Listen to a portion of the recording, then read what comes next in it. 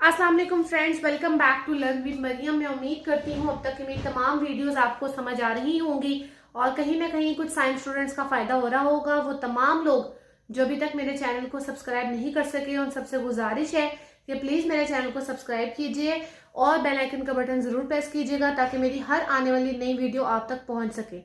इसके साथ साथ तमाम व्यूअर से गुजारिश है कि वीडियो को कम्प्लीटली एंड तक देखा करें ताकि कोई पॉइंट मिस ना हो जाए और इसे ज्यादा से ज्यादा लोगों के साथ शेयर करें ताकि बहुत सारे स्टूडेंट्स का फायदा हो सके।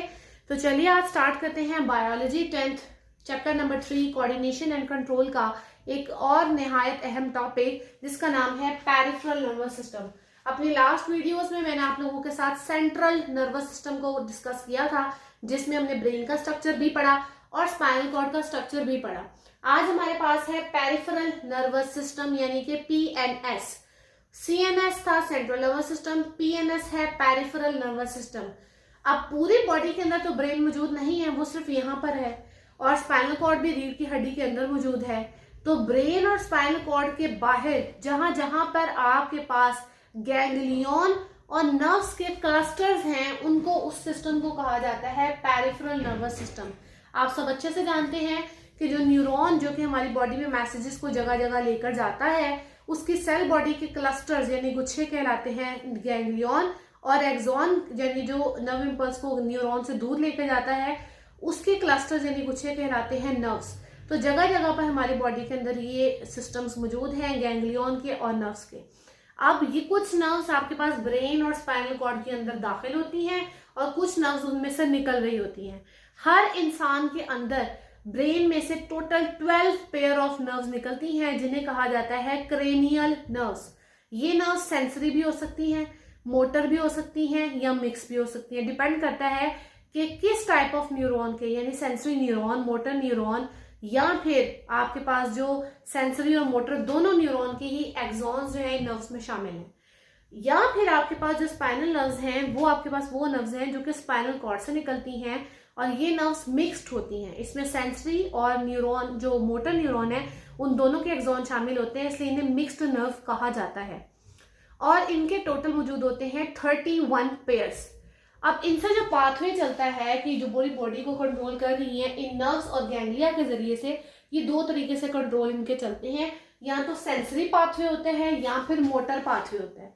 सेंसरी पाथवे वो है जो कि रिसेप्टर जो कि किसी भी चेंज को सेंस कर रहा है वहां से आपके बॉस यानी ब्रेन और स्पाइनल कॉर्ड तक, आपके कोऑर्डिनेटर तक मैसेज लेके जाए तो वो सेंसरी पाथवे है। और अगर उसी कोऑर्डिनेटर से मैसेज आए कि अब आपकी बॉडी को क्या एक्शन देना चाहिए इस इफेक्ट के नतीजे में, लाइट है, टेम्परेचर है, प्रेशर है, कोई चीज गर्म है, कोई चीज ठंडी है, तो वो पाथवे आपके पास कहलाएगा मोटर पाथवे और ये आपके पास होगा सेंट्रल नर्वस सिस्टम से इफेक्टर यानी आपके मसल्स तक का पाथवे।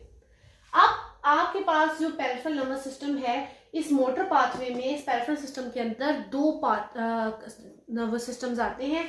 एक आता है सोमैटिक नर्वस सिस्टम, दूसरा आता है autonomic nervous system. Somatic nervous system क्या क्या करता है कि आपके कॉन्शियस कंट्रोल्स, आपके वॉलंटरी कंट्रोल्स को जो है एग्जिबिट करता है। अपने होशो हवास में रहते हुए आप जो उनसी एक्टिविटीज परफॉर्म करते हैं, अपने होशो हवास में रहते हुए जो उनसे वॉलंटरी एक्शंस परफॉर्म करते हैं, वॉलंटरी एक्शंस वो एक्शंस होते हैं जो कि आपकी बॉडी के कंट्रोल में हो, ठीक है, तो उनको कंट्रोल करता है वो आता है सोमैटिक नर्वस सिस्टम के अंदर। जैसे मैंने कोई चीज खानी है या नहीं खानी, it is in my control. उसको मुंह में चबाना है या ऐसे ही अंदर ले जाना है, it is in my control. कितनी देर तक चबाना है वो मेरे कंट्रोल में। लेकिन एक दफा जब फूड यहाँ से यहाँ चली गई तो आप अब आपके कंट्रोल में नहीं है। अब आगे से आप ये नहीं कह सकते कि स्टमक स्किप हो जाए, इंटेस्टाइन में डायरेक्ट चले जाए या ये वापस आ जाए, ये आपके कंट्रोल में नहीं है। तो जो इनवॉलंटरी एक्शंस हैं जो कि अनकॉन्शियस कैरेक्टर्स हैं जो आपके कंट्रोल में नहीं है वो आएंगे ऑटोनॉमिक में, जबकि जो सोमैटिक एक्शंस हैं वो है वॉलंटरी और कॉन्शियस। तो ऑटोनॉमिक के अंदर बेसिकली जैसे कार्डिक है, आपके में सुबह से दिल धड़कने रख के थक गया होगा, अब इसको रुक जाना चाहिए, it is not in your control. आप सांस ले लेके थक गए हैं, अभी इसको रुक जाना चाहिए, रेस्ट कर ले, it is not in your control. कब सांस की रफ्तार तेज होनी चाहिए, कब कम होनी चाहिए, ये आपके कंट्रोल में नहीं है। आपके स्मूथ मसल्स जैसे कि ये स्टमक, इंटेस्टाइन्स वगैरह, एसोफेगस वगैरह की मूवमेंट्स है ये आपके कंट्रोल में नहीं है। सो ये सारी मूवमेंट्स कार्डियक यानी हार्ट की, स्मूथ मसल्स की, ग्लैंड्स की, ये सारी जो एक्शंस हैं, इनवॉलंटरी एक्शन जो कि आपके कंट्रोल में नहीं है, ये आते हैं ऑटोनॉमिक नर्वस सिस्टम के अंदर। ऑटोनॉमिक नर्वस सिस्टम दो तरह का होता है, या तो ये होता है सिंपैथेटिक या फिर होता है पैरासिम्पैथेटिक।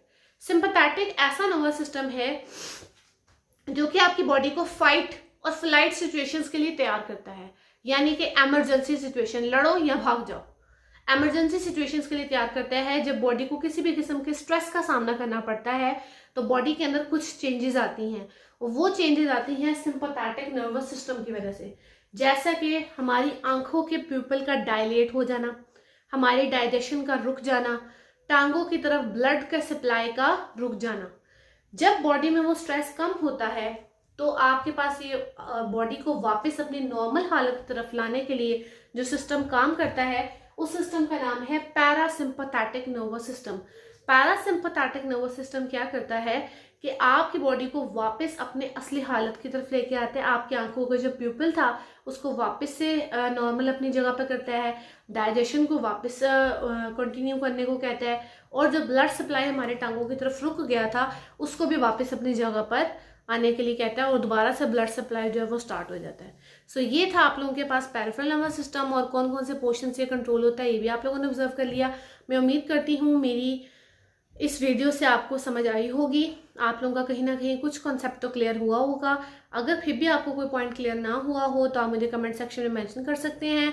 कोई टॉपिक आप समझना चाहते हो तब भी आप मुझे बता सकते हैं। तब तक के लिए अल्लाह हाफिज़, नेक्स्ट वीडियो में मुलाकात होगी। Thank you so much.